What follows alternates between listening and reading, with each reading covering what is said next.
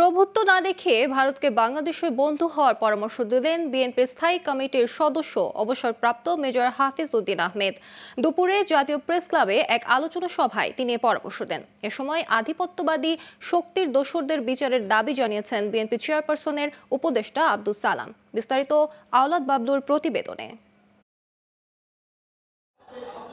বৈষম্য বিরোধী আন্দোলনকে ঘিরে ছাত্র জনতার উপর পুলিশের নির্বিচারে গুলি চালানোর বিচার ও সাথে জড়িত আওয়ামী লীগকে নিষিদ্ধ ঘোষণার দাবিতে জাতীয় প্রেস ক্লাবে আলোচনা সভার আয়োজন করা হয়।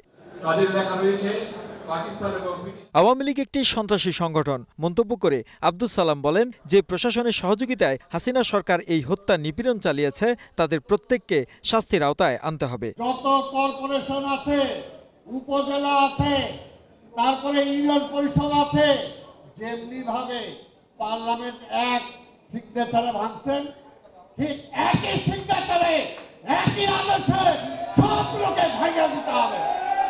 যে ইউনো যে ডিসি সেই সময় আওয়ামী লীগের পক্ষে আমাদেরকে লাঠিপেটা করেছে, আমাদেরকে মামলা দিয়েছে, আমাদেরকে জেলে দিয়েছে, নির্বাচন করতে দেয় নাই, সেই সমস্ত ডিসি ইউনোকে কোনোভাবে কোথাও প্রশাসন বানানো যাবে না।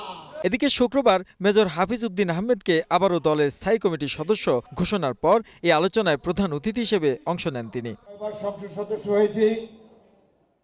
এ সময় ভারতকে প্রভু নয় বাংলাদেশের বন্ধু হওয়ার পরামর্শ দিয়ে মেজর হাফিজ বলেন, গণহত্যার দায়ে বিচার হবে শেখ হাসিনার, তাই বাংলাদেশের বন্ধু হলে ভারত থেকে দ্রুত তাকে ফেরত পাঠানোর আহ্বান জানান তিনি।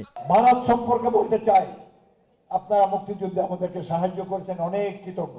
বন্ধুত্বের দাবি নিয়ে বলছি, বাংলাদেশকে অধীনস্থ করার চেষ্টা করবেন না। শেখ হাসিনা ইতিহাসে সবচেয়ে বড় ঘাতক। এখানে অন্যায় অবিচার নাই, কত মায়ের মুখ খালি করেছে। আমরা এই সভা থেকে দাবি করব তাকে বাংলাদেশে ফিরিয়ে এনে বিচার করতে হবে। তার পরিণতি হবে রোমানিয়ার চাউচেস্কুর মতো, তার পরিণতি হবে ইটালির মুসোলিনির মতো।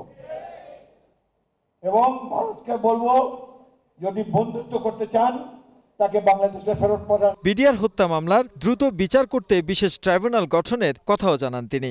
ধন্যবাদ ও কৃতজ্ঞতা। আওলাদ বাবলু, গ্লোবাল টেলিভিশন, ঢাকা।